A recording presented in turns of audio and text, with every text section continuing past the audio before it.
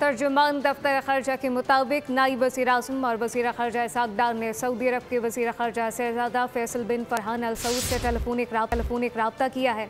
गुफ्तगू के दौरान दोनों रहनुमाओं ने ख़ज़ा की तशवीशनाक सूरत हाल समेत अहम इलाकाई अमूर पर तबादला ख्याल किया। अरब और इस्लामी ममालिक के मुशावरती इजलासों और जारी सिफारती कोशिशों पर भी तबादला ख्याल किया गया है।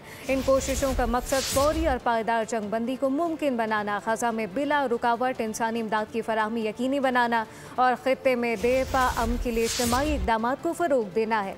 नायब वज़ीर आज़म इसाक़ ने ख़ज़ा में क़याम अमन के लिए सऊदी अरब की मुस्तक़बिल और साथ साथ मुस्बत मुतहरिक सिफारती कोशिशों को सराहा। तर्जुमान दफ्तर खर्जा के मुताबिक दोनों वज़राए खर्जा के दरमियान सदर ट्रंप के मुजव्वज़ा अमन मंसूबे पर हमास के रद्द अमल पर गुफ्तगू की गई। फ़रीक़ैन ने इस बात पर जोर दिया है कि दो रियासती हल पर मबनी जामे पायदार अमन के क़याम के लिए बैनुल-अक़वामी बिरादरी और दीगर शराकतदारों के साथ करीबी राब्ते जारी रखे जाएंगे। सब्सक्राइब करें और बेल दबाएं ताकि कोई खबर रह न जाए।